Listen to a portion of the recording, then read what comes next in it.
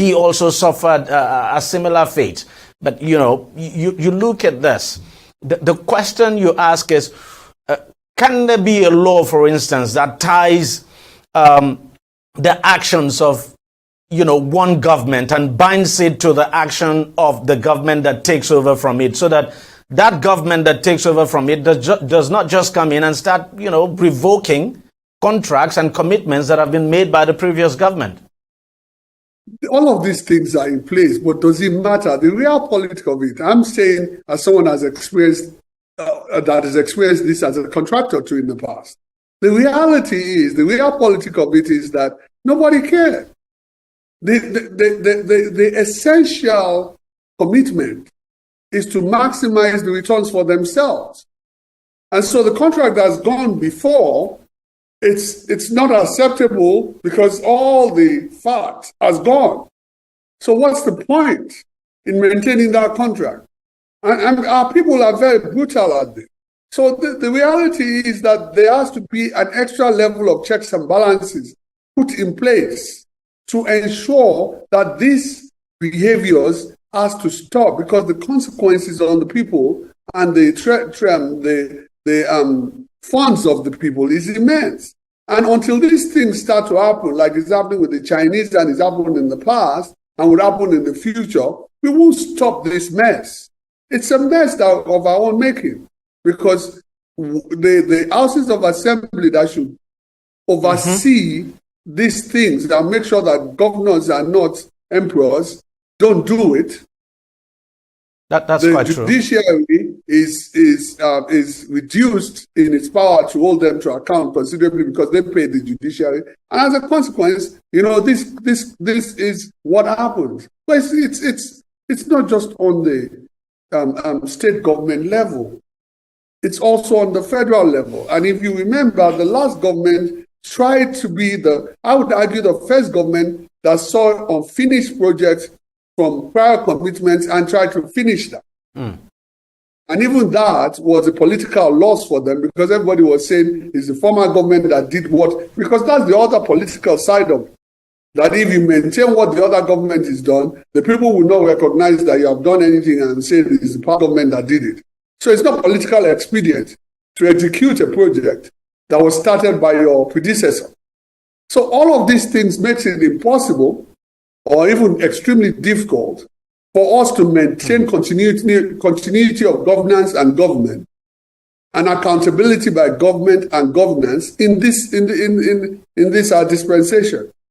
But we have to find new solutions that make sure that there's an office of risk that is independent of who is in administration, that maintains oversight over these things and reports to the House of Assembly and reports to the executive, and will bring case files to the judiciary if it's needed.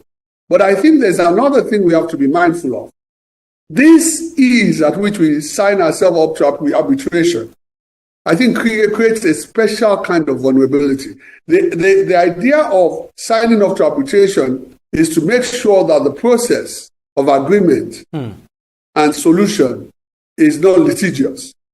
But we are seeing that it doesn't stop the litigation. It continues in different guises, and it makes us more vulnerable in the end. And it's quite a shame that in signing some of these agreements, we do not, when we sign this thing, we do not insist on the litigation, being done here in Nigeria, that Nigeria should just assume the jurisdiction for such litigations. I mean, that's the reason why we've seen some of this. But you look at this case now. We've lost two. Well, I wouldn't say we've lost, because the process has not been completed. Nigeria has said it's still going to appeal, so the litigation is still on. But at the moment, two aircrafts are gone. Maybe not completely. The Chinese firm was even gracious enough to allow the president to use one of the aircrafts, which it's a shame, actually. We understand the property at Liverpool is being put up for sale on eBay. And just recently, we're hearing that there's an aircraft in Canada that has also been confiscated. And, how do you think all of this can be resolved? How does Nigeria get out of this and recover all of these assets? I'm not sure that resolution quickly stops us from finding solutions that we ought to find. Amongst my people, they say the death that's killing your kingsman is telling you a proverb. There's a proverb in all of this, a proverb that we need to heed. And that is, we have to be better as a nation at organizing ourselves, at being detail conscious, at managing our exposure, managing our risks. And, the fact that we're always looking for someone to blame. We're always looking for someone to blame. Oh, it's the Chinese firm. The Chinese firm is looking for its own interest. Why would the Chinese firm be? They lost the contract that they were committed to and were doing to the best of their ability. And now you are now saying that they're trying to get anything. Of course, they're trying to get something out of it.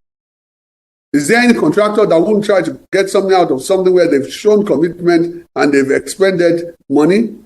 So we have to stop, playing to the gallery and hooking the blame on lawyers who are involved in the process, this person, that person. The PRND that's constantly being raised was the hook that was used to save Nigeria as an escape clause was actually scapegoating one of our own lawyers.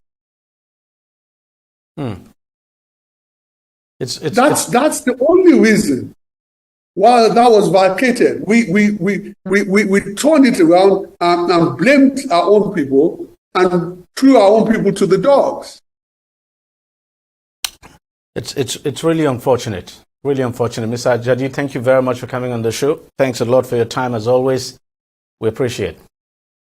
All right, that's how much we can take on the program this week. Thank you very much for watching. I'll see you again next time. Bye-bye.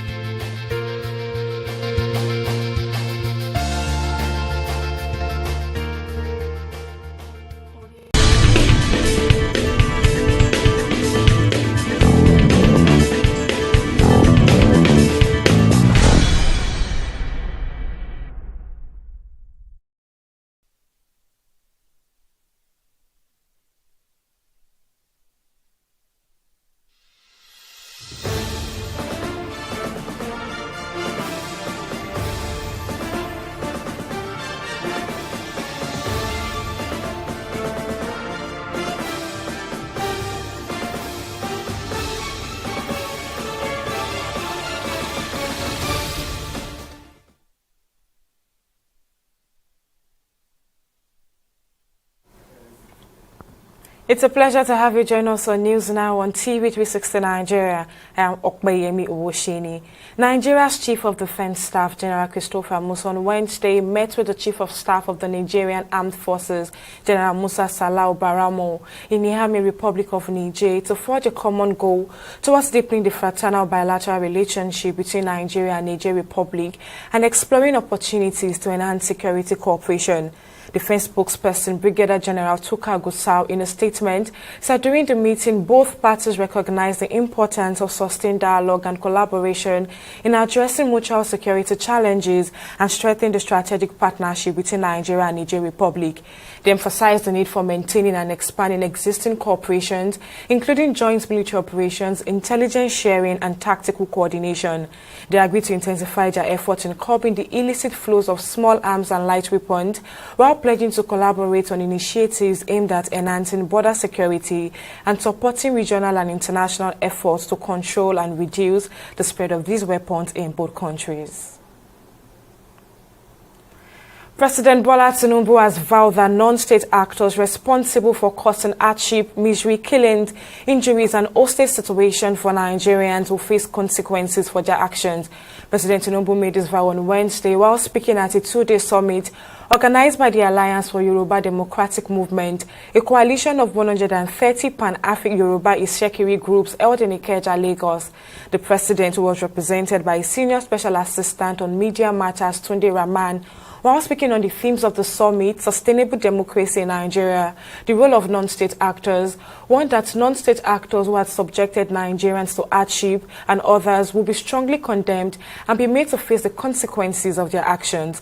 The president, however, noted that some non-state actors were doing the positive, even though some had criticized them for doing what otherwise should have been the exclusive responsibility of the nation's security agent if they were to live up to their billing. This is a very important summit in the sense that it will help to galvanize our views on the way forward. On the way forward with respect to how to make the country a better country. If you recall, recently there was a protest, and I also said clearly that the genuine protesters should now come forward with their demand and meet the government so that we can resolve it. Nothing is resolved by way of protest. We need people to maintain the peace so that in an atmosphere of peace, that's when we can have progress. And I also said that President Tinubu has shown that he's a leader who believes in resolving conflict by negotiation and dialogue. It's a very important summit at the right time. It has brought together people from the non-state community, so to speak. This is the organized informal sector, so to speak, because you have the artisans here, you have professionals here, CSOs here. So I think it's a convergence platform for the people to speak, to those in power, to speak to those in authority, and for those in authority as well to provide feedback, on allaying some of their affairs, especially at this crucial time in this country. So I think the summit is a welcome development, and it's something that should hold regularly. It provides, like I said, a feedback mechanism from the people to those in authority. There is a need to bring these people together. When you are talking about peace and stability, without effective engagement of these social and cultural forces, then you cannot have a peaceful country. So that gap is there. The government is not doing that, and that's why non-state actors like this, like us, we always galvanize all these social movements, engage them, talk to them about what is going on in the country, talk about ethnic harmony. So what we are doing is peace building, conflict prevention, and also for people to be able to ventilate their grievances. And then we collate these grievances and then have a channel to pass it on to those that are in power. And barring any last-minute change in plans, the president of the Nigerian Labour Congress, Joe Ajaero, will on Thursday honor the summons by the police over allegations of treason and terrorism financing. Ahead of Thursday's visit to the police headquarters in Abuja, the NLC Central Working Committee on Wednesday issued a circular mobilizing the union members and affiliate associations for a march on the public police head offices across the 36 states and the Federal Capital Territory. The police had in an invitation last week asked Ajaero to appear at the force headquarters on Tuesday, August 20th by 10 a.m. to answer questions on his alleged involvement in terrorism financing, cybercrime, subversion, criminal conspiracy, and treasonable felony. Following the police summons, the NLC National Executive Council held an emergency meeting in the early hours of August 20th, where they condemned the action, describing the allegations against Ajaero as trumped up and politically motivated to silence the labor union. The Kano State government has ordered the closure of all accounts of its ministries, departments and agencies to prevent financial misconduct and ensure transparency. The governor of the state, Abba Yusuf, disclosed this at a meeting held at the Kano Government House on Wednesday. The governor said that the various accounts of MDAs will be merged into a single treasury account, adding that the decision was necessitated by financial irregularities observed by his administration.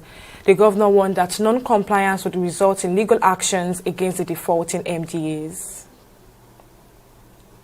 Chief of Staff to the President, Femi Gbajabiamila, has pledged increased financial support for the Nigerian Extractive Industry Transparency Initiative to enhance its capacity to audit the petroleum and solid mineral sectors of the economy. Gbajabiamila discloses during a visit to NAITI in Abuja, where he expressed the Nigerian government's satisfaction in the organization's effort to enhance governance in the extractive sector. Speaking to journalists after an operational tour of the agency, Gbajabiamila described NAITI as the backbone of the extractive industry in Nigeria. He further pledged to mobilize both political and social support for initiatives.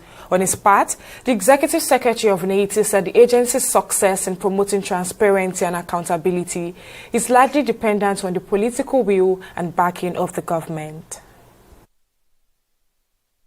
So yes, I think the earlier we get this thing done, the earlier we bring it to the attention of Mr. President, is very,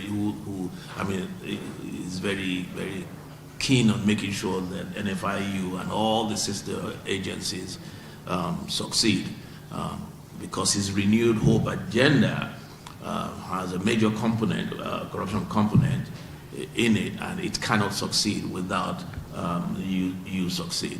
So it's a symbiotic relationship between you and the president's agenda, and therefore this collaboration must be established. This office recommended the Petroleum Industry Act. It's now law, passed under your watch.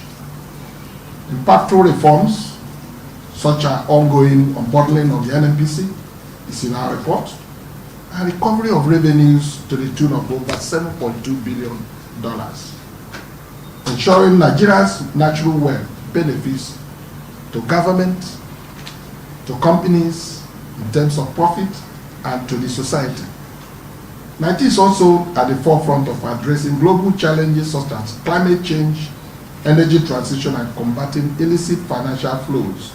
We also have collaborations with agencies of the federal government, including but not limited to the FRS, NCC, NIDA, the Oil and Gas-Free Zones Authority, and other revenue generating agencies on revenue assurance. One of the key projects we have commenced is the implementation of a monitoring framework following the recent Supreme Court judgment on the fiscal autonomy of local governments. This should enable the government to ensure that the resources made available have an impact on the citizens.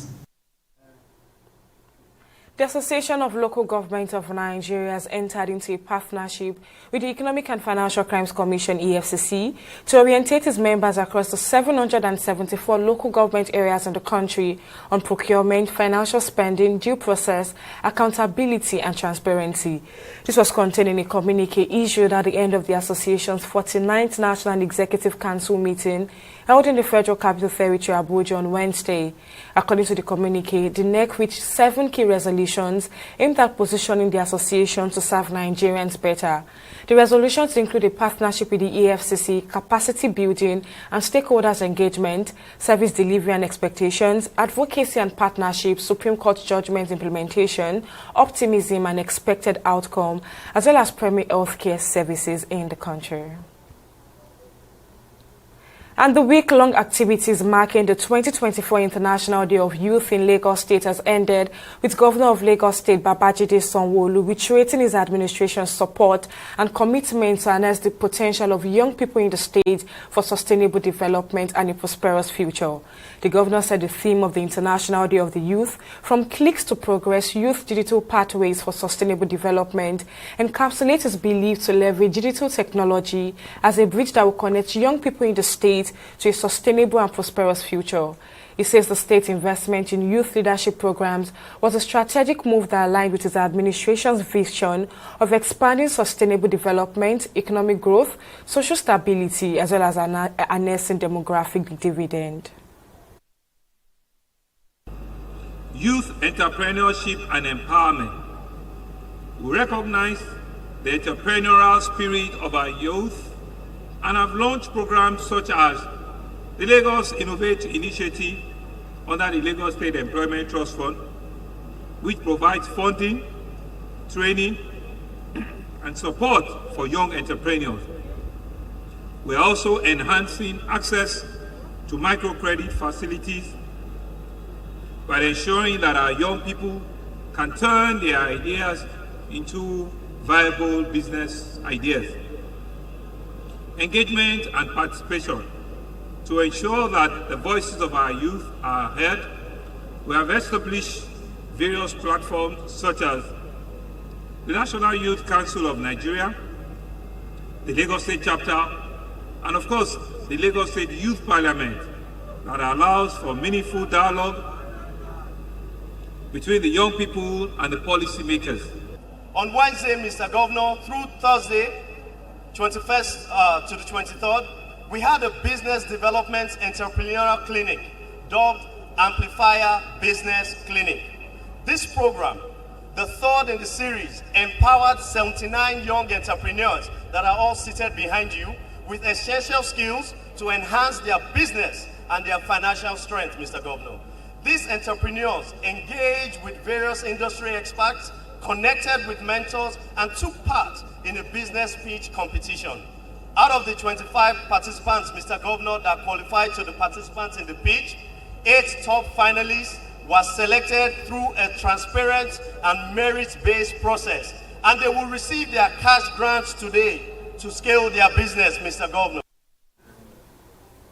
Still in Lagos State, to address the vital need for youth empowerment and leadership development, the State Youth Parliament, in collaboration with the Ministry of Youth and Social Development, has organized the Koshofe Mentorship and Leadership Bootcamp aimed at actively engaging youth while addressing issues of national concern. The bootcamp is also expected to empower young people to foster peer-to-peer learning and community building. Organizers of the event say such mentorship and leadership skills are necessary to unlock the full potential of young people, which will ultimately contribute to the development of Lagos State and Nigeria at large. It's actually an initiative I thought of organizing because we have realized the problem of self-awareness, emotional intelligence, and the leadership skills among young adults who are just leaving the secondary schools, going into this general world. So we came about planning and inviting speakers to come and speak to these students about how life is and how they can also succeed when they are out of their secondary school sessions. We can't have enough of events like this. We even need to do more. We need events where we can bring in the youth, gather them in their numbers, and we begin to teach and inform them. Because one of the problems the youth are having today is misinformation. So we need avenues to gather them, and we bring in seasoned speakers or people, knowledgeable people who have knowledge of the situation of the country, the problem, and they have solutions to this problem so that they can come and inform these children and prepare them for the tomorrow. So this program is just one of many we need to keep organizing. This event today is very important because it aligns with the fact that the governor of Lagos State, Governor Babajide Olusola Sanwo-Olu, have always put first the youth, which means that they are the future. And for us to prepare for the future adequately, we definitely have to start preparing from now. And that is what you are seeing here today. Away from Lagos State, the Nigerian government has appealed to the members of the National Association of Resident Doctors NAD to call off their 7 days warning strike. The Minister of State for Health, Tunji Alausa, made the appeal on Thursday in Kaduna during a visit to the National Eye Center. According to Alausa, negotiations are ongoing to ensure the safety of their kidnapped colleague, Dr. Ganiat Gbola. The minister said that he had held a meeting on Monday with the leadership of NAD over the situation to convince them to call off the strike because it will worsen the situation on ground. Alausa added that the kidnappers kept changing their demands every moment, but security agencies are working hard to see that Dr. Ganiat Gbola is safely rescued.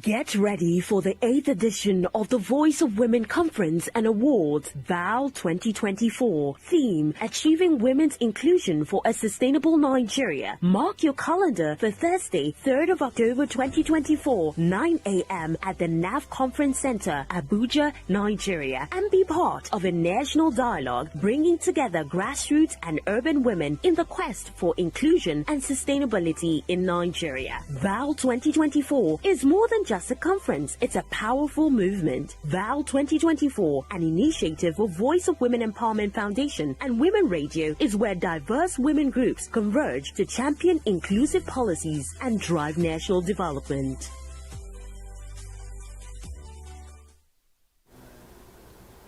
And in case you missed any of our news bulletins or for more updates, you can catch us on Limex World TV and AVO TV, or log on to our website on www.tv360nigeria.com. You can also follow us on our social media platforms on Twitter, Instagram and YouTube at TV360 Nigeria, or download our mobile app on Google Play Store, Huawei App Gallery and Apple Store. On Facebook, we are TV360 Online. In the last 3 years, we have built a multi-purpose center which is the envy of all in our constituency. And I can tell you that the people who are living there are already enjoying it. Guy, do you think what this man just said is true? See, I seriously doubt. I'm sure it's one of those their silly lies. Wait, do you know there's a way to find out if these things he's saying is true or not? This is the Construct app. It gives people like us a sure way to track implementation of constituency projects. It gives valid and verified information on location of projects, amounts allocated, amount funded, the level of job done, and even the profiles of concerned legislators. You and I can post directly on this app. Are you serious? This is the Go-To app if you want to know how our Commonwealth is being expanded by the government. Wow. Let's even see if what this man said is true. Show me. The Construct app is developed by Other Paper Nigeria with support from USAID and is available on both Google Play Store and Apple Store. And it's true. Of course, I told you.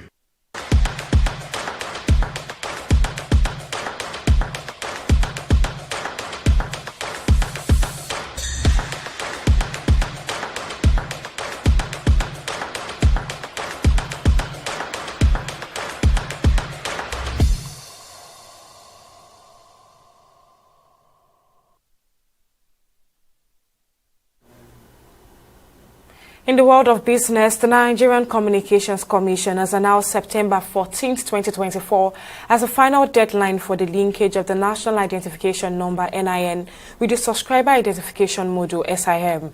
NCC spokesperson Ruben Moka disclosed this in a statement on Wednesday, directing all mobile network operators to complete the verification and linkage of SIMs to NINs by September 14th. Moka said over 153 million SIMs have been successfully linked to their NINs, reflecting an impressive compliance rate of 96%, a substantial increase from 69.7% in January 2024. The NCC said that it also remains committed to working with security agencies and other stakeholders to crack down on the sale of pre-registered SIMs, adding that this was to safeguard national security and ensure the integrity of mobile numbers in Nigeria.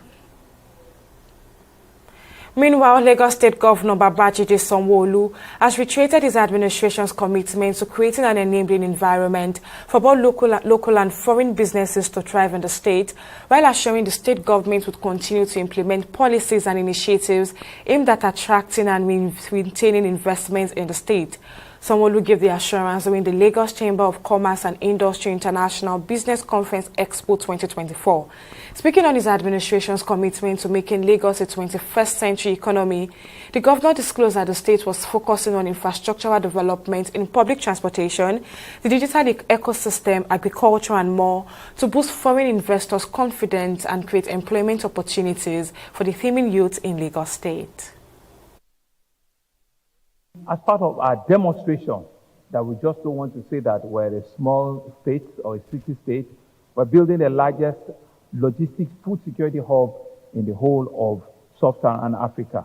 We see and we realize that we need to feed the over 20 million population that we have. And we say to ourselves that one of the ways to secure the tomorrow is to make sure that food security, which is one of the major security challenges that we have in the world, Lagos can build a logistics hub that can keep almost 90 to 120 days of supply on both dry and food stock. And so we're looking for opportunity and collaboration, as we complete that investment and ensuring that, we can keep Lagos safe, we can provide for the needs of Lagosians, and we can use agriculture as a strong, enabler on that. Our commitment to the marine and blue economy is demonstrated through ongoing port rehabilitation and modernization projects. We are about concluding the procurement process for rehabilitation of Apapa and Tinkam Island ports. In addition to this, we are developing more deep sea ports such as the Lekki, Badagry, Ondo, Burutu, and Snake Island seaport. These initiatives are designed to improve Nigeria's competitive edge as a maritime hub in the region. To further enhance port efficiency, we are introducing the single window system and the port community system, which facilitates seamless business transactions and trade documentation, reducing delays and fostering transparency. And oil prices edged up on Thursday after 2 sessions of losses as supply concerns over Libya returned to focus, while a smaller than expected draw in the U.S. crude inventory snapped demand expectations. Brent crude futures climbed up 15 cents to $78 a barrel, while U.S. West Texas Intermediate crude futures were up 27 cents at $74 a barrel. Both contracts lost more than 1% on Wednesday after data showed U.S. crude inventories dropped 846,000 barrels to 425.2 million last week, missing analyst expectations for a draw of 2.3 million.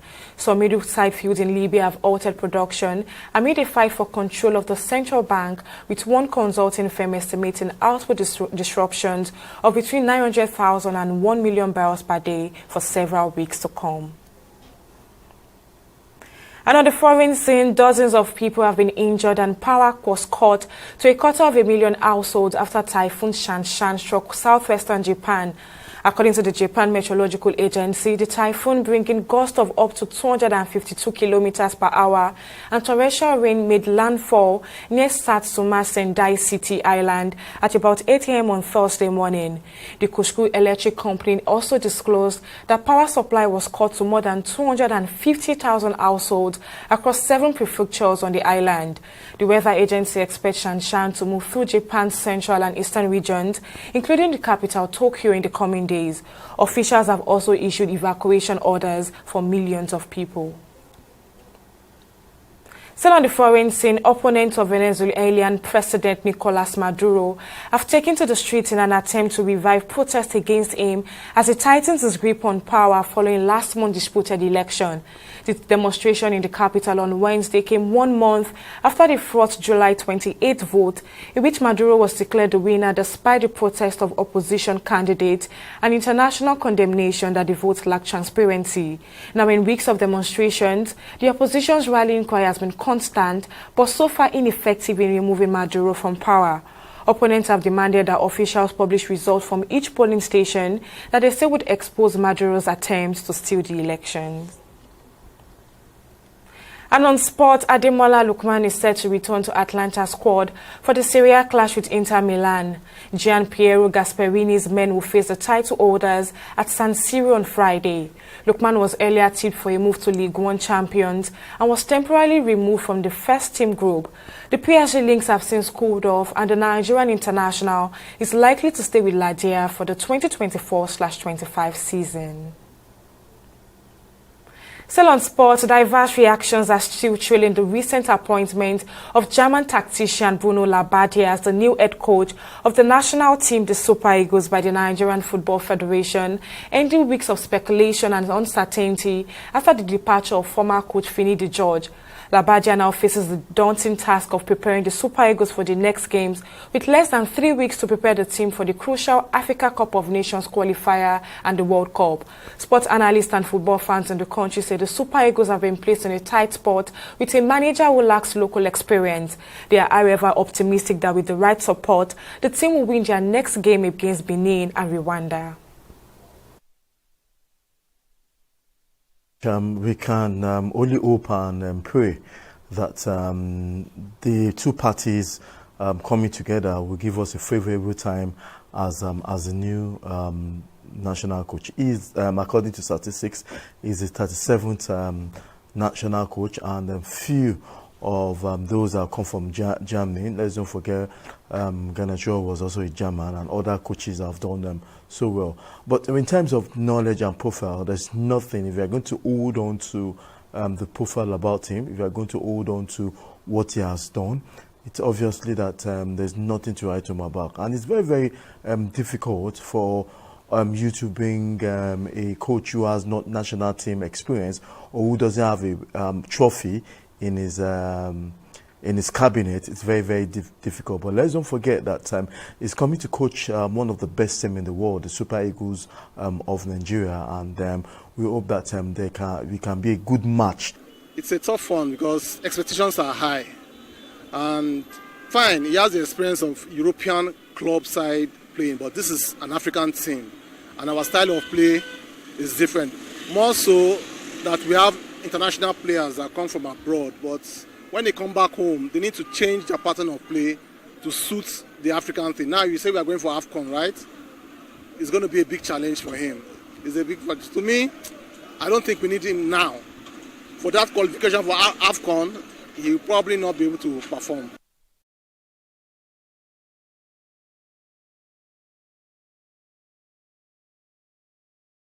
And that's our news bulletin at this time. Many thanks for joining us. I am Okpeyemi Owosheni. See you next time.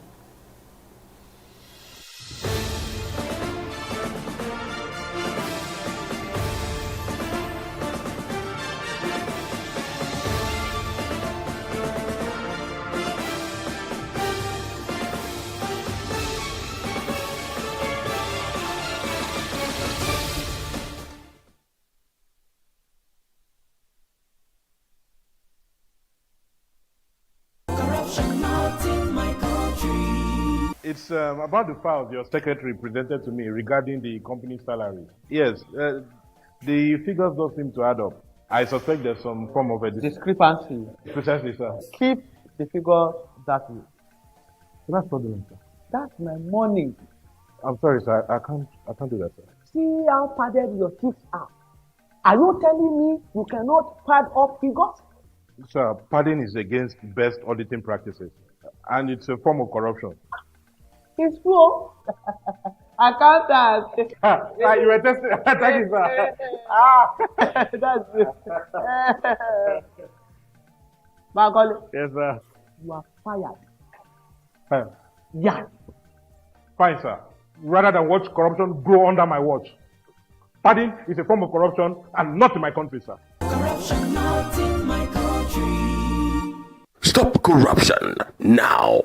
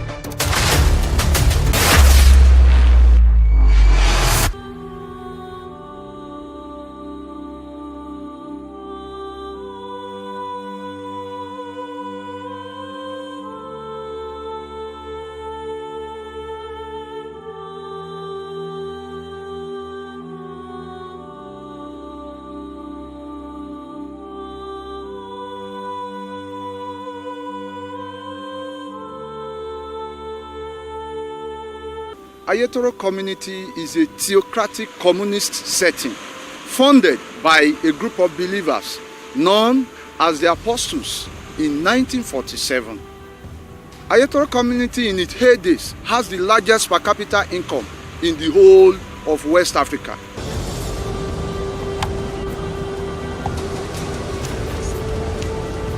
Initially, Ayetoro community was 15 to 20 kilometer landmass away from the sea. But as it stands now, more than 10 kilometers of the total landmass has gone into the sea. And this frequent surge is attributed to emission from multinational oil companies off the coasts of our land, not minding the environmental challenges and disasters. This is a community established in one of the Nigeria base. A lot of people you see in the offshore were trained here, both mechanical engineer, electrical engineer, and nautical engineer were trained in this bush. Yes, this bush, I call this place bush.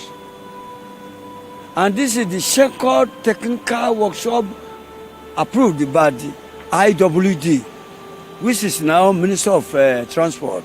IWD means the Inland Waterway Department. That is the colonial time.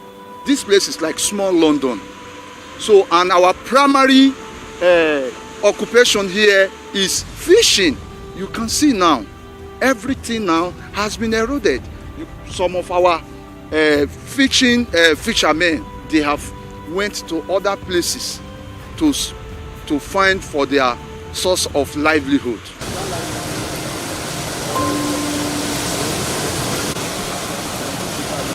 It's just a sudden that we have been experiencing sea encroachment coming every day by day. And since that time, we have been making effort to the federal government because we are law-abiding citizens. We believe that we cannot engage ourselves in a radical ways because we believe that by protesting, writing letters, federal government can come to our aid. By the videos, a lot of things we have been doing since we have expressing the sea church. I'm shooting. That area, that is the iconic worship center. Yeah, that's wood. That is the iconic worship center. Over there, we have the community service center here, over there. Then at the same time, the major streets where other minor streets were linked to has been permanently submerged by the ocean surge.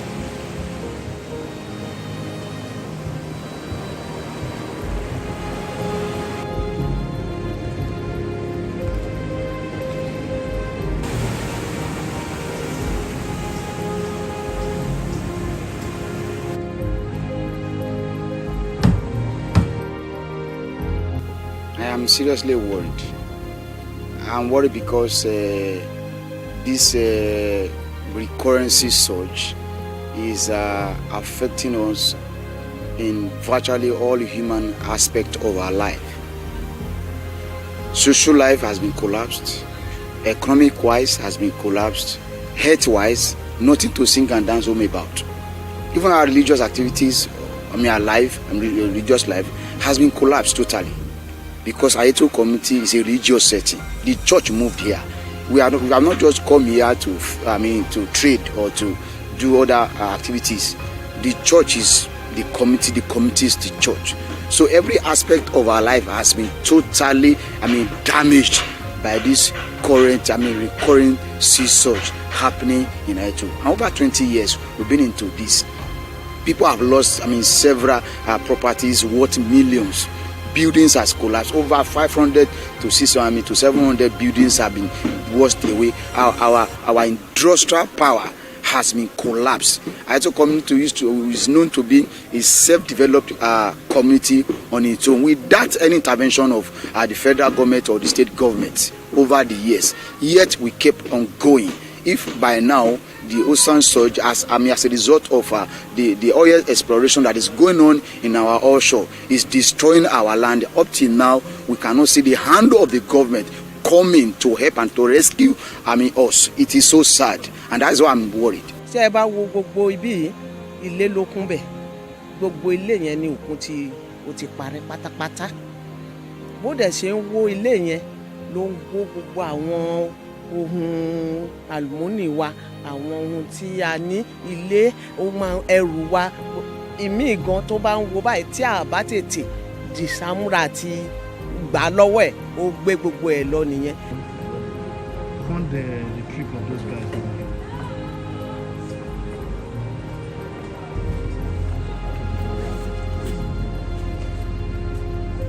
Trip of those guys.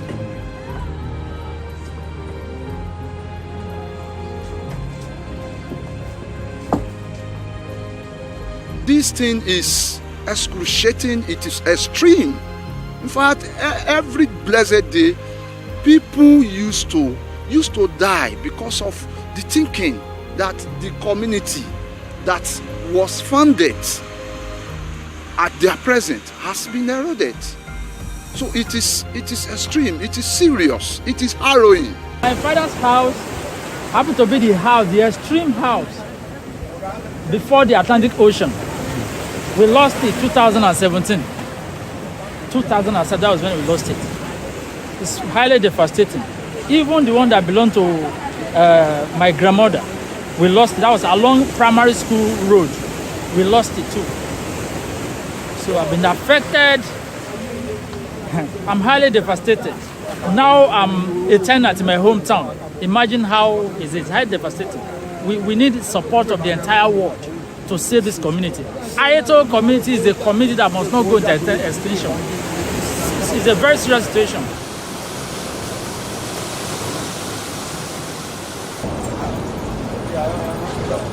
So the community is divided into two, the up and the down. So the up is reserved for the male. Why do that? Because they want them to access the sea quickly because of the occupation they engage in. Then the downside is reserved for the female so that they can drive their fishes because the Atlantic breeze is coming from the up. So that the smoke will not disturb the community from up. That was why they situated the downside for the women so that their kitchen can be downside. So we have Bale Abejoye, Korodun Aneroye, Adedoyin Alebiosun, Bishop Arojolu. Then so after Arojolu you have the information house or the glass house as we used to call it. So where's the glass house now? It's gone already. It's some months already. That is where all the information regarding the Ayeto community, people coming just like you came now. All the information you buy your trip, what you are going to do, when you are going to, you go back. So it will be documented before you go into the community. That was how it was done then. Then the city hall or civil center, there too, all of them have gone. After the city hall, you have Ojomo Street is gone too. So behind Ojomo, you have the church building, the church street and the church building. Is gone already. And that church is very important. Very important. Community. That is where they situated that night of January 12, 1947. They situated when they came in. Now we have Akinjoye, we have Ajayi. Then in Ajayi Street, you have the first Ogelonimbo Palace built with wood. So that one is gone too. We have the Olowojayi. Then after Olowojayi, you have the shoe making industry. There used to be a shoemaking industry. One of the industry, a small scale industry. Then behind the shoemaking industry, you have the clothing making industry too. So that one too is gone. So we have after Olowojayi, behind it is the shoemaking and the clothing making. We have Olowo Topa Oyinbo. We have Omogbenwa. Then after Omogbenwa, we have the carpentry workshop. So the carpentry workshop too is currently threatened. Half of it is gone into into the sea. And then you have Tobase. Then after the Tobase street there, you have a mini supermarket. There's a mini supermarket there. So after the mini supermarket is where you have Oyetomi Street. So from the upside, where's the mini supermarket? This is just behind the what's it called? But it's still there. We can still find it there. So after the what's called the mini supermarket, you have Oyetomi Street. So from the main side now, from the main side, those the main streets, Oyetomi Street is the only surviving street you can find up. And it's been threatened. It's threatened. In almost we only have just 2 buildings. That is where my mother's father's house was situated. and it has been eroded. Just 2 houses. And your fear now is that this side, where the female side might be affected. So it's like everybody has moved to this side now. Yes. So most of the male now, they are actually residing with their wives. With their wives. Their wives. So the Oyetomi is the only one that you see. Then from the downside where you have the and this broad street is no longer existing. It's gone completely. Where you can have the broad street, the beauty of the broad street now, it's around the Block Palace. That's where you can have the beauty of the broad street. Okay. How it looks like. tí ẹ bá wo ọ̀hún yẹn chọ́ọ̀chì wa gangan the main church táwọn baba ńlá wa kọ́ ó ti wo àtúnkọ́ mi ó tún wo. The church is where all the inhabitants of this land we gather to worship God, because that was the revelation our forefathers received. This place is a Christian utopian religious community for the service of God.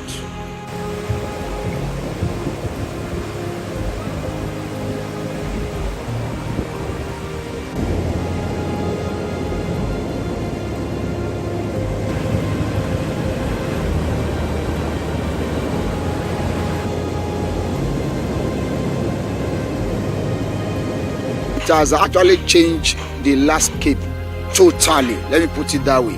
Why do I say so?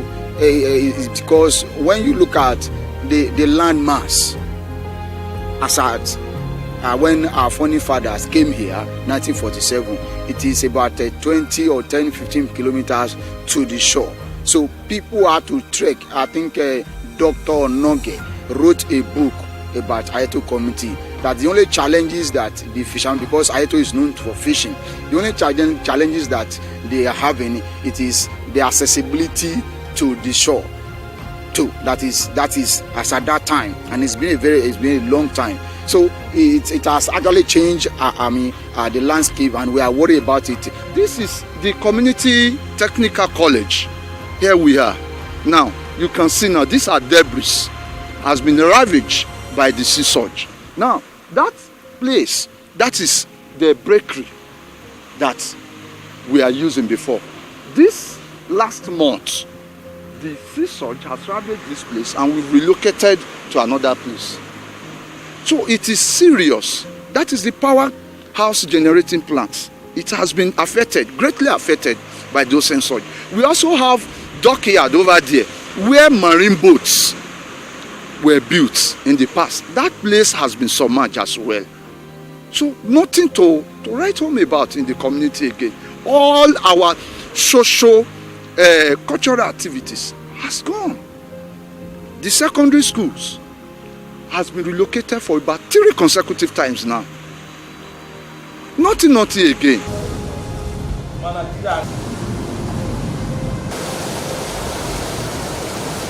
If urgent intervention is not coming any moment from now, the community will no longer in existence, because 2/3 of the community has gone already. My fears is that if something reasonable, prompt action is not taken on the part of government to salvage this land, perhaps we might. We don't pray for such anyway.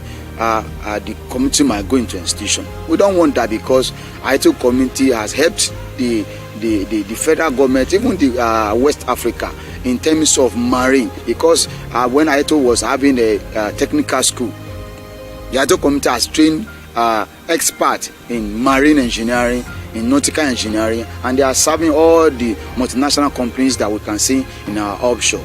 Ayeto community has built the largest fishing boat in the history of Nigeria and West Africa. It was built here by the local carpenter, and those people that even built those beauty boats, they were still alive. Check Fishing News International, is there. If prompt and urgent action is not taken within, let me say, within a space of 2 months, where we stand here will no longer be. So, and that is why we are appealing to the federal government as a matter of urgency and exigency to please come to our rescue, so that Ayetoro is a historic community so that it will not become a thing of history. That is our appealing. We are appealing to the Niger Delta Development Commission, NDDC, Dito Sopadek, Ondo State Oil Producing Area Development Commission, to please come to our rescue so that this glorious community will not become a thing of history. So we are begging the federal government, we are begging the international community, we are begging NDDC, we are begging all relevant agencies to please come to our aid. Apá wa ò ká o, kàn jọ kàn má jẹ́ kó kùn yìí kó gbé wa lọ, gbogbo ilé ibi iṣẹ́ wa, gbogbo ilé ìsìn tá ń pè chọ́ọ̀chì, gbogbo ẹ̀ ló ti wó. I'm now appealing to the state government, federal government, and the world to give what you call immediate action on this community. If you were here about 7 years, about 20 years back, if we tell you the extension of this place, you can't believe.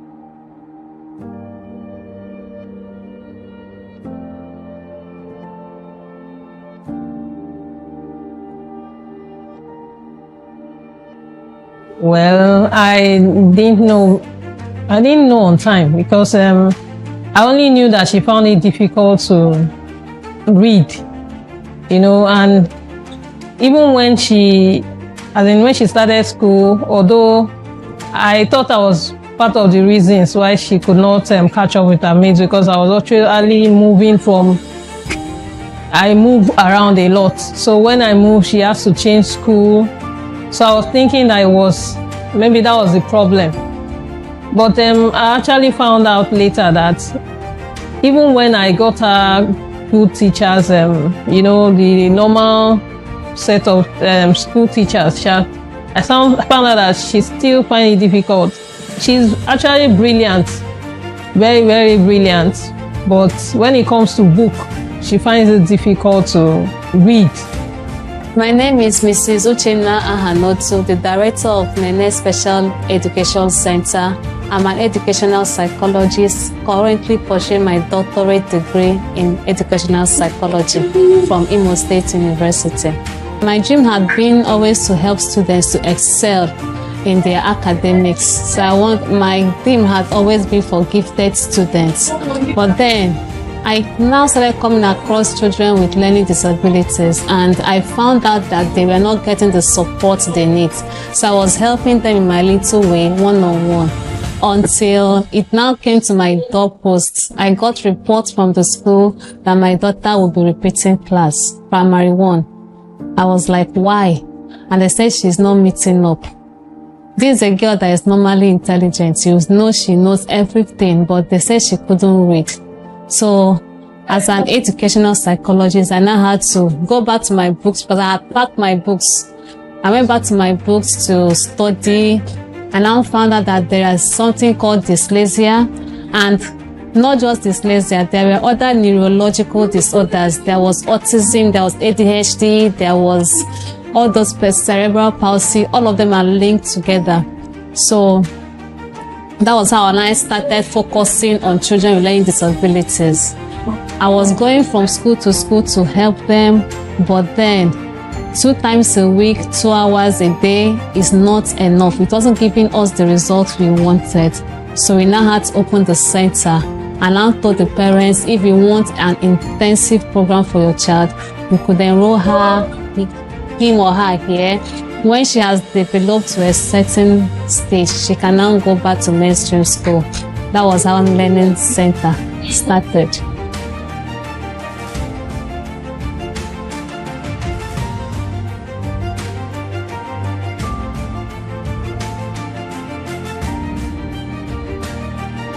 High five. A sound. B sound. C sound. The thing is, When a child is not performing well in school, and you know you have tried all you can, you've given the necessary intervention, lesson teacher, good books and all that, and she's still performing low, I think it's time to diagnose her. As a psychologist, we diagnose, when a child comes to our center, we diagnose the child first to know the specific area of challenge. And that's why we're able to now diagnose, say this is dyslexia, this is dyscalculia, this is ADHD, this is autism, it can become comorbid with speech delay, whatever it is. So diagnosis is what we do first. When we diagnose, we can now draw up an education plan for the child.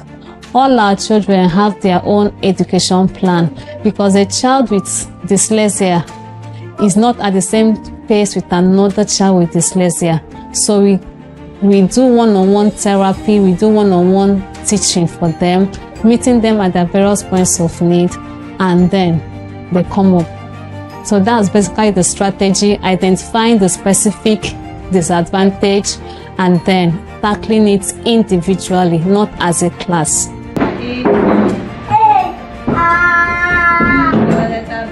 My staff and I, we go for professional training. We go for courses mainly online. Okay, this is actually a timer. This is a timer we use for their section.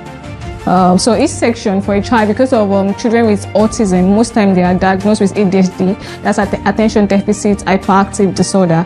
So it's difficult for you to treat them in a normal class and take a long time with them. So we time our sections with them. For each section for a child, we have 15 minutes. So I put on my timer for 15 minutes, so I know that at the end of 15 minutes, the child knows he's done. You see them standing up sometimes because they're like, just want to get up and leave. So it helps us to time them and get the best results. Challenges. Well, sometimes I want them to, like, you're teaching the child something, other child you can easily pick up, but you have to keep consistently going over it day by day and all, and it's like seeing as if you're not getting a result. Or when you're trying to keep kids with ADHD, getting them to sit still while you're teaching them, it's can be very, very tasking. And also sometimes they just don't want to learn. It's sometimes like that. She has improved a lot compared to what she was then, because she was having low self-esteem, and then, but here they kind of, brought our confidence up. Our confidence level is a lot higher, and even if you are not careful, you won't even know that she has that condition again. So I'm actually happy with my experience with Nene Special Center. Well, it's been quite encouraging. It's been good. It's been a lovely experience. Jaden, my son, couldn't do some things not until he started with the speech school. He couldn't feed himself. He couldn't identify letters. He couldn't identify numbers, but his hearing was perfectly well and he's still fine. He hears very, very well, but he couldn't identify some things. But right now, he can identify, he can make sounds, and the rest of them. So I'm impressed. Before, she won't even try to pronounce, as in, if the word is difficult, she just jumps it to the next word. But now she's trying to, and then she has improved in her reading. She has improved in her self-esteem. I don't know, psychologically, she has improved. We started last year, 2022. With the few students I had. So this year we plan to go more social media and then reach out to schools, primary schools in particular, to inform the headmistresses, the proprietors, that there is a diagnostic center where they can diagnose a child's learning challenge, because most of them are harbored in these schools, but the teachers are confused. They just think maybe the child doesn't want to read. So we want to tell them there's a center where they can diagnose the child's disability, and then we can also help them to tackle the challenge. So our aim is just the proprietors, and then through social media, we reach out to parents that are worried about their child's development. I want to ask every parent that when you observe that kind of situation with your child, you should seek. Don't just assume, because some secular schools, they don't really look out for these conditions in children. They just assume that the child is poor or the child is dull. They don't have provision for that in most schools.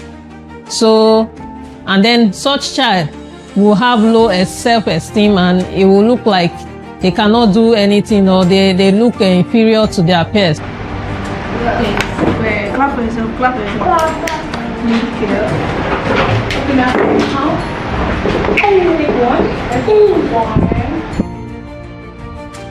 As I said, we started exactly May last year.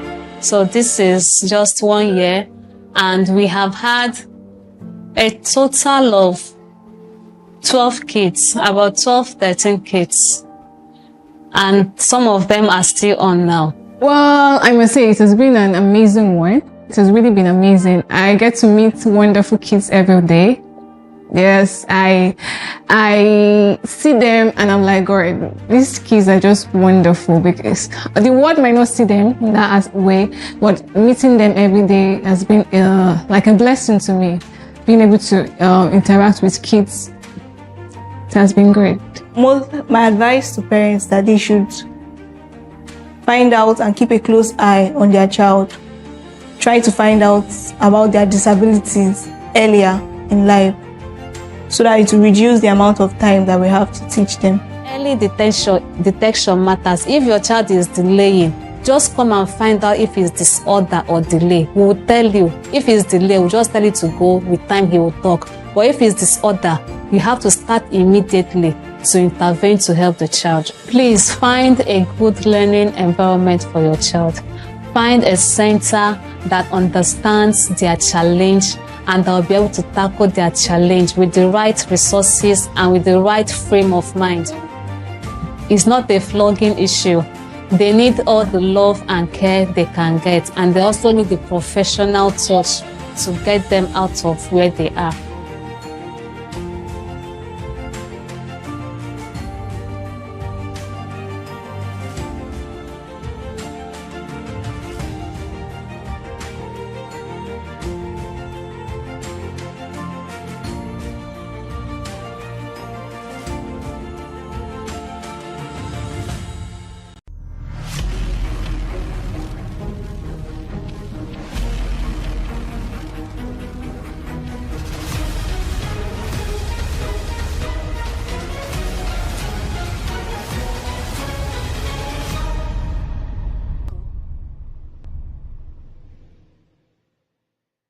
Even though it is considered that we have a so-called disability, we really are able persons with different abilities.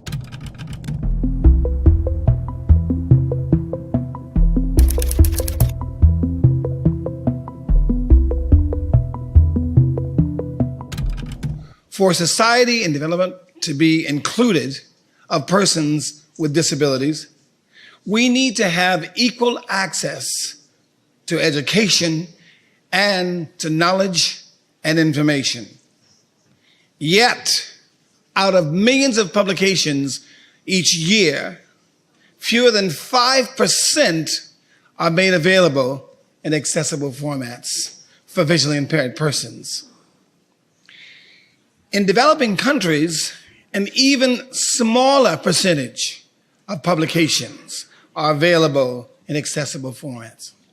The Marrakesh Treaty, as it is called, will greatly expand the availability of artistic and literary works in accessible forms, such as Braille, large print text, and audiobooks.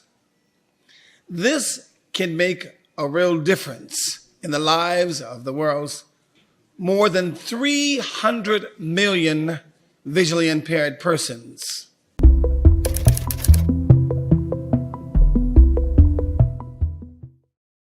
But at the end of the day, we must come together and make however and where we are in the world be a place of unification, because me being blind visually doesn't mean that I have to be blind spiritually. And someone being sighted doesn't mean that they should be blind of those things in the world that we need to fix. We have to have inclusion. Let us not become handicapped again, blind to the issues and the problems of those in need.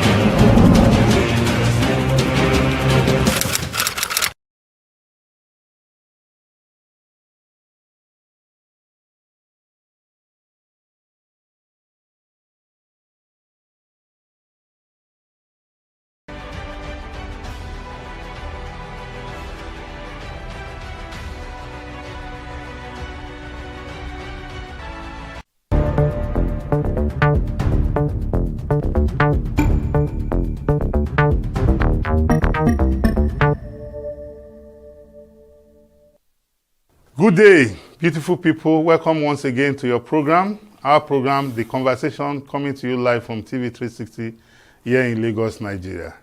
My name is Nelson Ekujumi, and I have with me in the studio Richard Adeyinka, popularly called the editor-in-chief of Ijebu Herald.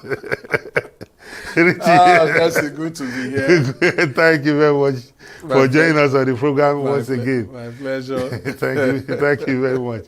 Yes, beautiful people, you know the conversation is a talk show that we discuss issues. We voice our opinion on current developments within Nigeria and outside the country. On top of the bill in this stanza of the program, we are going to look at the perennial fuel crisis that we have in Nigeria and what is the way out.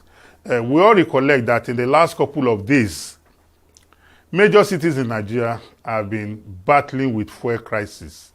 We have fuel scarcity. We have seen queues at filling stations in which Nigerians have had to sleep at the petrol stations to get the basic commodity that is essential for movement from point A to point B, or for movement of goods and services.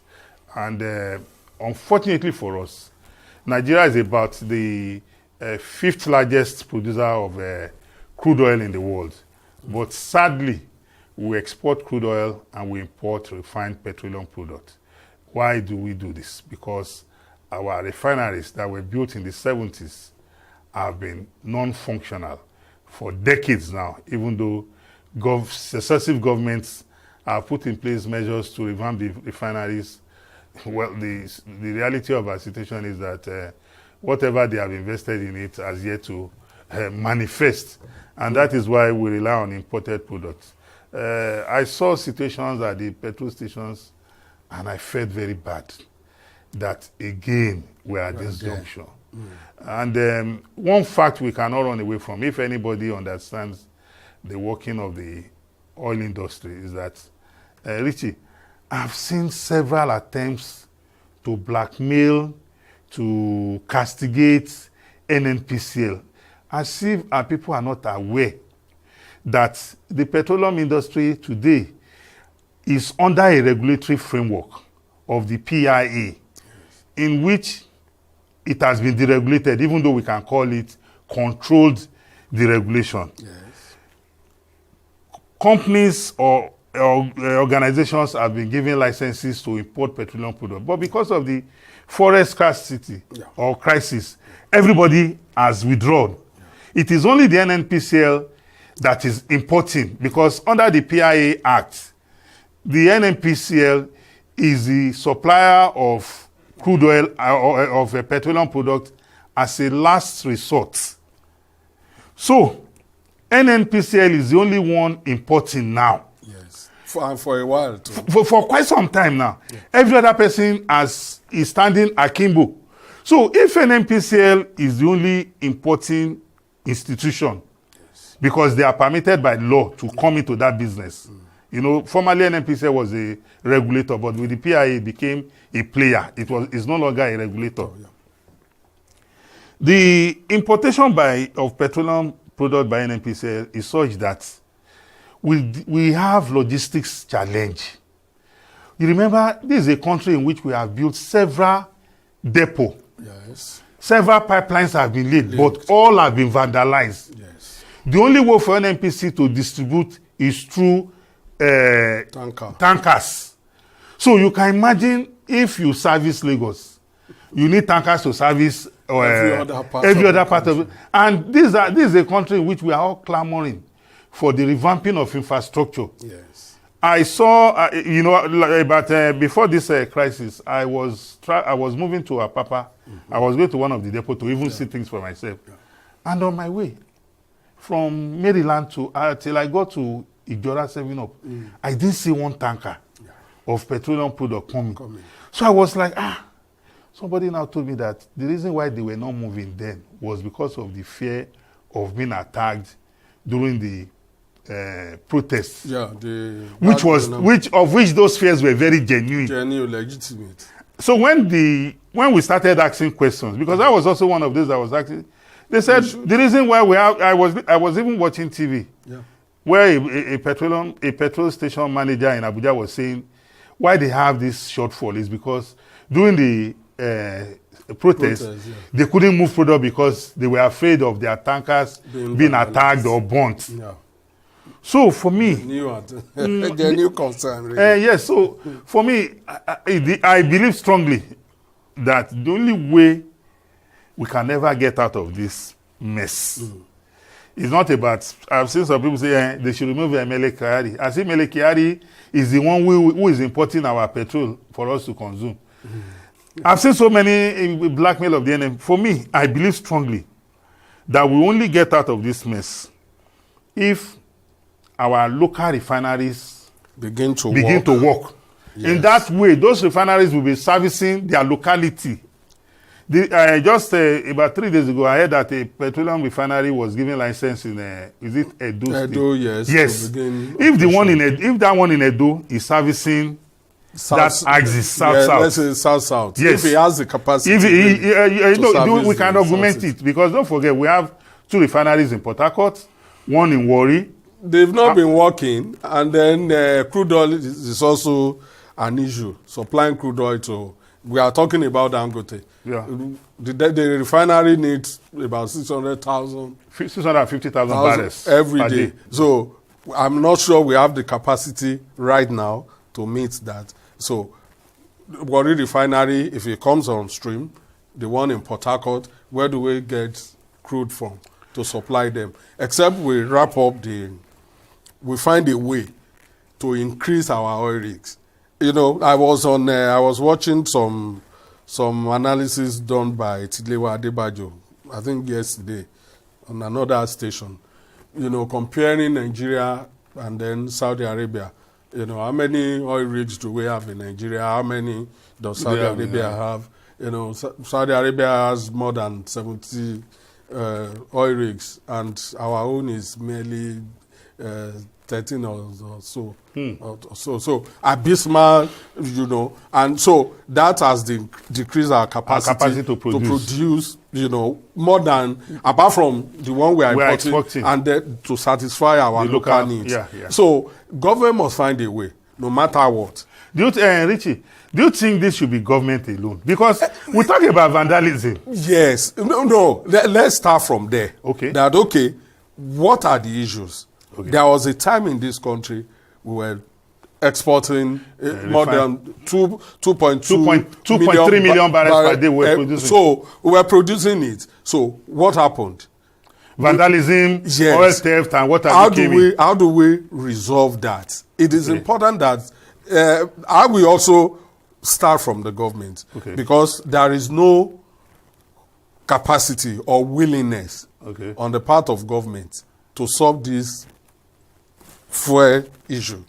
Why do you say that? We can trace this problem didn't start today. I know. We can trace but it we back cannot to continue to allow the problem to linger. About 50 years ago. Yes. So each successive government, military, civilian, they have not been sincere with issues in the industry. The kind of accountability that you need, clarity, that you need to restructure the entire Richard, industry. I agree with you that in the past we've had this problem of transparency and accountability. But you recognize that the Petroleum Industry Act came to reform. Under the Petroleum Industry Act, because I have an understanding of that of that law. Under the Petroleum Industry Act, every role for the stakeholders is earmarked. Now, as we only have two regulators, the NUPRC and the NMDPRA. Yeah. So under these two regulators, their duties are well spelled out. Yes. The players, their duties are well spelled out. The Act also provides for 3%, allocation for host communities. Yes. So you are talking about the insincerity of government. That's where I want to question. Yeah. We have also seen a situation whereby today the government has employed, even past government have also done, they have brought in private security outfits to complement government security, because all this while it has been government security agencies alone. Yes. And this thing has not abated. Yeah. Now they have involved private security outfits working in tandem with national security agencies. Yes. Then under this present dispensation, we're also aware that the president has directed that proceeds from the sale of crude oil will no longer go to the account of NNPC, but rather CBN. to the CBN. So I believe strongly that these are measures on paper to make things become more transparent. Yes. But are we saying that those measures are not being translated practically to action? Yeah. See, there is no government that I've seen since I became an adult that had no good intention on paper.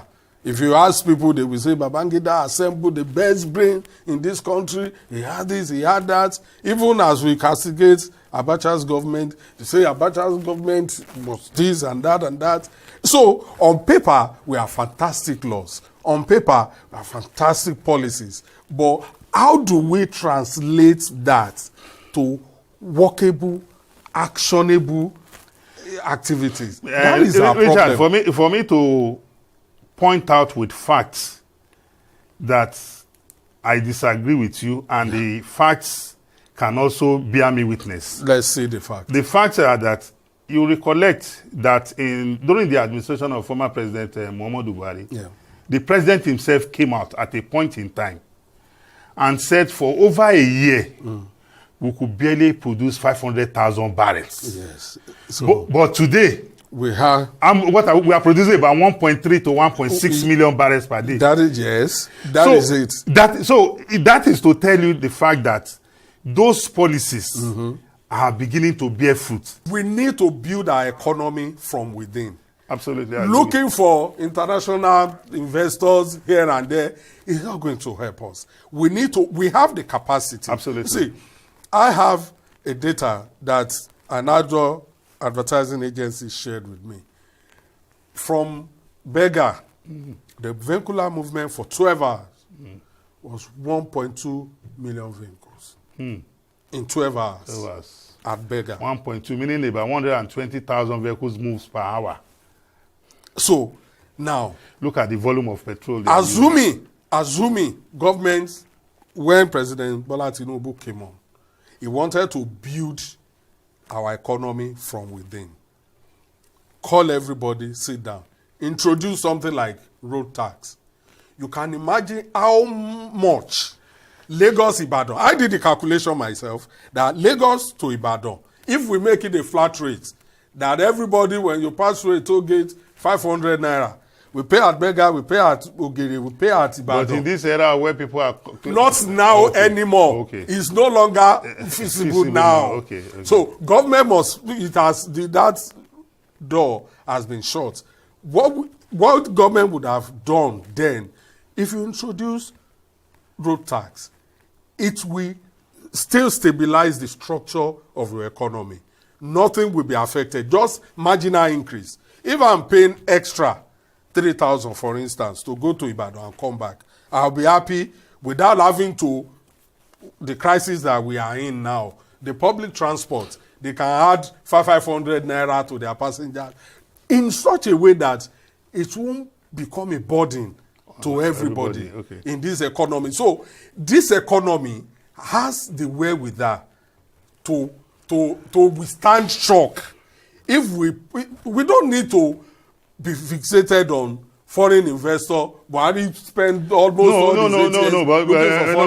Richard, you know the world has become a global village. It is. Nigerians are investing outside. Yes, outside we should also encourage them to come and invest in our economy. Let us build. No, absolutely. Strengthen the structure of your own currency, of your economy. Of your people. Then every other thing. In fact, they will be asking you that I want to come. You won't need to. So government has done what it has to do. We are here where we are. What we need to do, find a way to ask Dangote, please. No, I don't even want us to be. I don't even want us to be fixated on Dangote. And other small refineries. Let the national refineries. So and other refineries, all of them should come on stream, and we must find a way to show up our oil production. Yes, that is so that we have crude to give all our local refineries. So see, this country is huge. Absolutely, it's huge. I don't think our government officials understand how big this economy I agree with you, Richard. Thank you. Because of our time, we have to. Well, ladies and gentlemen, that is our conversation on this stanza of the program, that the way out of our perennial fuel crisis is for our local refineries to be up and doing. And for those refineries that are not government-owned, we implore them, they are in business to make profits. And if you are in business to make profit, they must be ready to go wherever it takes to source for their raw materials. The fixation on NNPCL, providing them crude oil, should not be uppermost in their mind. If they get from NNPCL, so be it. But if they are unable, there are other markets all over the world for them to source their products. Well, ladies and gentlemen, this is where we want to call it a wrap on this first stanza of the program. We'll go on a short break and we'll be right back. Please continue to watch the conversation coming to you from TV360 here in Lagos, Nigeria. We'll be right back.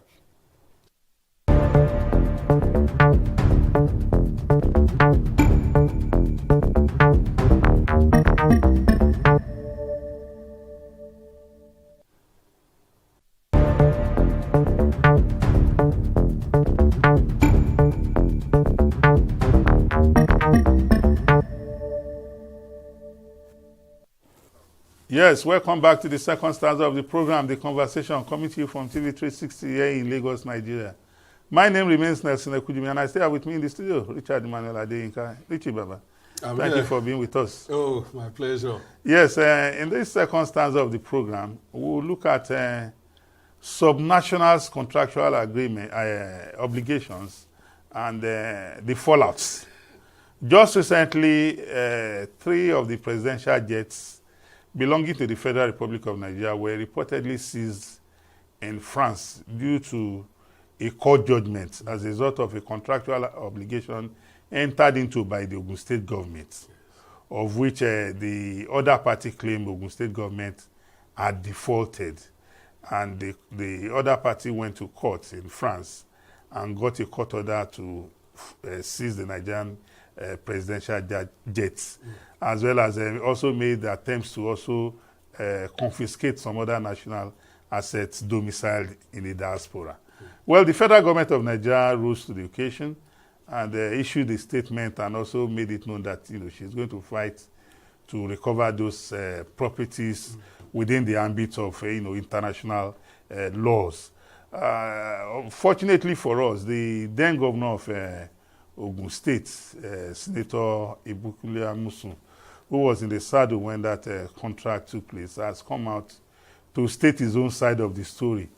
And also, for me, another angle to the story is that what has been exposed now is that it seems in sourcing or in entering into contractual obligations outside the shores of the Federal Republic of Nigeria, the subnational, which is the states, don't take the Federal Ministry of Foreign Affairs as well as the Ministry of Justice along in doing all that. Because we all know that if you want to sign any contract outside this country, you need some international expertise. And these two ministries that we have mentioned, they have the apparatus as well as the authority to do that. So what it has shown clearly is that as a people, we have shared our responsibility. And that is what has brought us this embarrassment that we have found ourselves, even as we try to get out of it.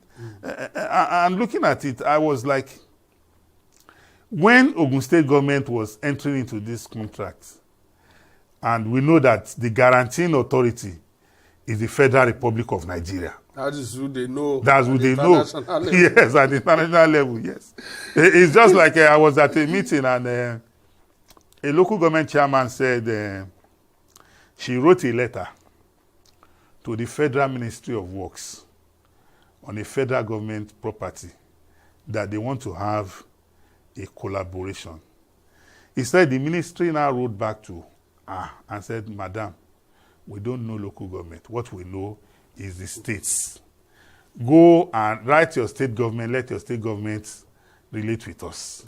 Because a baby cannot jump over his father and want to go and meet grandfather. No. Grandfather will say, go and call your father. Let's come with him. Yes. So that is exactly where we are. So looking at this scenario, I think the Ogun State government in entering into that obligation didn't do well. Yes. And that's government of Benga Daniel. Yes. Enter into that agreement. Yes, enter into that agreement. Inherited by Ibukule Amusun. Cancelled. Yes, cancelled the contract. So it had nothing to do with the current administration of Dapo Abiodun. Yes. So how did we get into this mess? Because I'm sure, or I want to say, don't let me say I'm sure. I want to say that this will not be the first, and it might not be the last. We might have other state governments. They have done something that will materialize later. So we need to start querying those that are right now. Yes, we need to start looking through Federal the government should call all of them. What agreement have you entered into before we came into office? So that we have the books. That is it. It's important. It's important, yes. And one of the things Gonjo Iweala wrote in Ngozi. Was the fact that Nigerian officials, intentionally go into contracts that are not implementable, that will make Nigeria to pay penalties. Let us even remind our viewers. Have you forgotten that when the P&ID judgment first came, and they said Nigeria was supposed to pay some millions of dollars, it was President Muhammadu Buhari who refused. And now took the Attorney General to investigate with the EFCC. And that was how we were able to get ourselves out of the mess. The mess. And even now the court has given judgment that they should pay us compensation. You can imagine we would have paid about, is it $15 billion? Yes, in fact, maybe the value of our budget to yes, because like you have rightly said, that Okonjo Iweala said, some government officials will intentionally go and dip our hands. And at the end of the day, they will get their own cuts. That is it. That when Nigeria is penalized, they pay compensation, so they get their own cut. But in this case, which My state, unfortunately, has has brought you have soiled the whole country to the national, in fact, international mess. Has created the international mess for Nigeria. You know, let's look at the issues. The governor, it is just unfortunate that. And you are from the same place with the governor, the then governor, Otunba Gbenga Daniel. You are both from the Jebu axis. You see, Otunba Gbenga Daniel, Ibikule Amuso and Akwa Abiodun, three friends turned enemy because they witch-hunted themselves with the power of the state. You know, almost a standstill fight that you will not do this, you will not do that. I don't know how we can.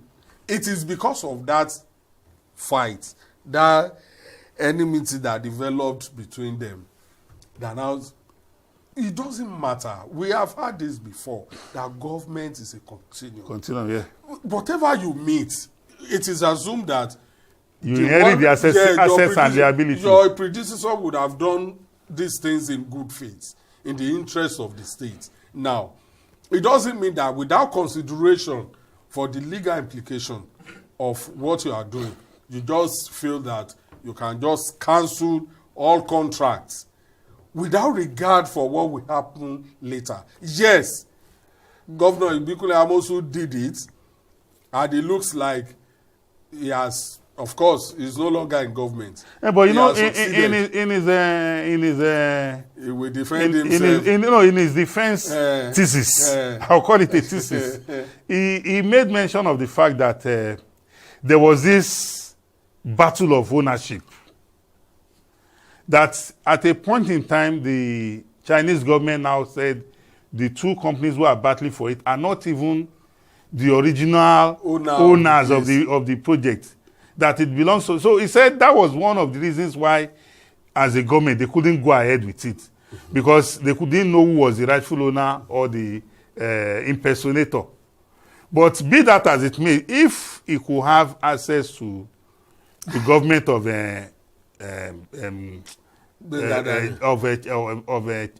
the People's Republic of China, there was nothing stopping him from looking at the legal implications. It is important yes. to look at it, because the penalty is not going to be. Just look at what we are facing now. Look at what, because these people, he has many implications. Now, if anybody is coming to enter into foreign investors, as our governors president has been going around. Even our governors are also going around for foreign investors. Those people will be wary. That is why when they are signing agreements, they don't put it under the jurisdiction of our local laws. They go international, knowing that maybe lack of confidence in our judicial system, knowing that when they get abroad. No, I don't think it's lack of confidence. I believe strongly that when you are entering into an agreement that extends beyond your borders, so it is natural that. So now that you have it, before you cancel it, now with I'm not sure it is possible that the Ministry of Foreign Affairs knows about it. I don't think so, because the Minister of Foreign Affairs was complaining. That's why should they do this? So if you are entering into international agreements beyond the border of Nigeria, it is important that you carry the Ministry of Justice, External Affairs, and the External Affairs must be involved. So they tell you all of that. The international implications. So that is for Gbenga Daniel. So the Ibikule Amosu that cancelled, it is important that you also call them before you cancel. Before you take so any they step. Advise you that this is you where cannot to go. do this, you cannot do this, so that we avoid this international embarrassment. And the president, I don't see any reason why the president cannot call all the governors to, when they get to Federal Executive Council meeting, and ask them. No, maybe when next they have the fake meeting. Maybe Mr. It is President. important that it comes on board and you put it on the table. Yes. Don't just do this. Don't just go into an agreement with international organization without informing us. And then before you cancel too, you have to inform us. Well, thank you very much, Richard. Well, ladies and gentlemen, that is how far I want to go on this edition of The Conversation. We have had a great conversation here today. Richard, thank you for coming. My pleasure. I'm happy. Yeah. So, viewers, that is the program for today.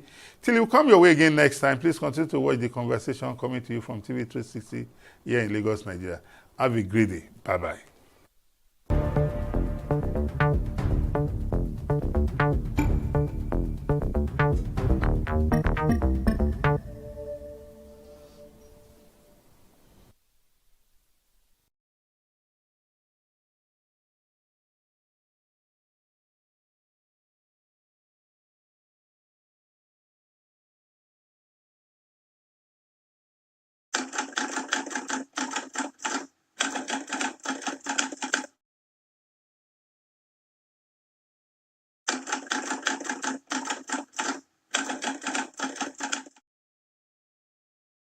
There are many sad and dark events in human history, but none devastated the African continent like slavery.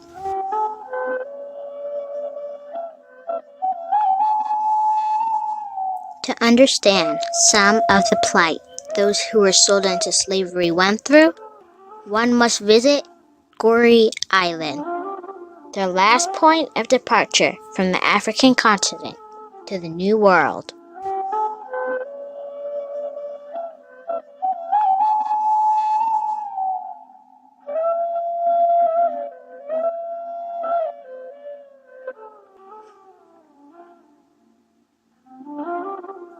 Boarding the ferry to Goree Island. This is no slave ship, but it is no less built to capacity. But this time, with goods, tourists, traders, and for a hint of Noah's Ark, some animals, even though there are not two of each kind.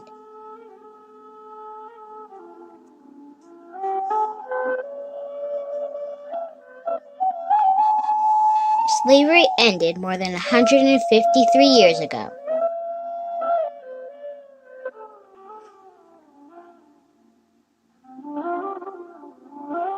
One can't help but feel sadness just walking the streets, trying to imagine what went through the minds of these citizens of various countries as they were hauled, sold, and shipped to a strange new world.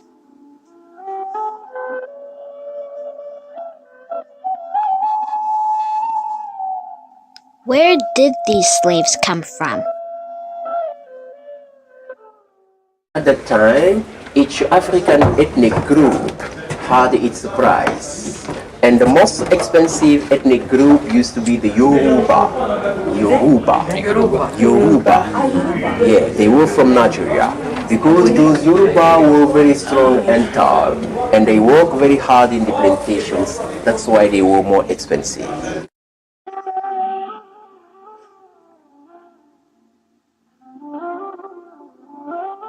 They took those kids for two reasons. First, because in the plantations in America, there were some special jobs, typically for the kids, and they did them very well. And then because of most of those kids were from the parents very strong, because they thought that when they will grow up, they will be strong like their parents. That's why they took them.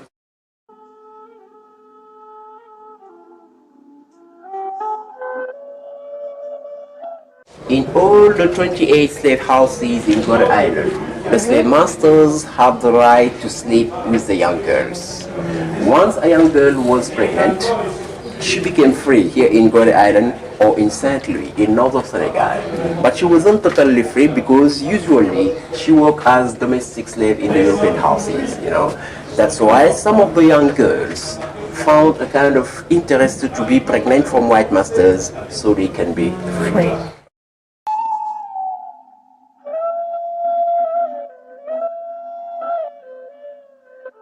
At the time, the price of a man was up to his weight and his muscles. So the minimum weight for men was 60 kilos. Those who have less than 60 kilos, they put them in this special cell just in order to fatten them up.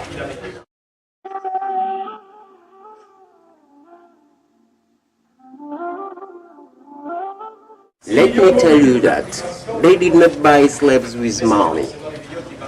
It was exchange. You know? For example, to buy a man up to 60 kilos or a virgin girl, you could give a gun or a barrel of wine or a blanket or something like that. To buy a child, you could give a mirror or a necklace or a piece of tobacco or something like that. So that's why people used to say that Africans also were involved into the slave trade, because some of the African tribal chiefs were collaborating with the Europeans. Yeah.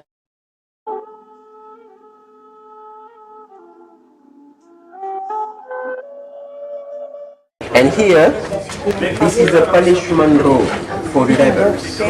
Those who fought against their masters, they put them inside to punish them.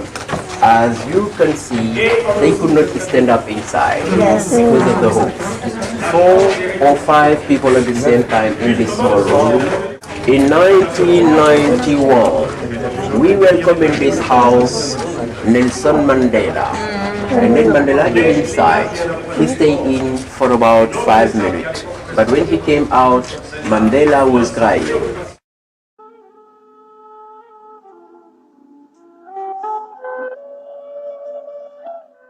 Right and left you have the waiting rooms. The slave used to wait here before the shipment. At the famous door of no return. Because once the slave got out from this door, it's mean bye-bye Africa. They took them to America and they never come back. Because of the rocks, the boat could not come near. That's why from this door, they built a kind of palm wooden bridge as a wharf. But during every shipment, some of them tried to escape by jumping into water, but they never could go far because either they were killed by the security guards or they were eaten by the sharks. Why the sharks? Because at the time, in all the 28 slave houses in Gorée Island, once a slave got sick, just to avoid the epidemics, they threw him into water and that attracted the sharks. That's why there were a lot of sharks around the island.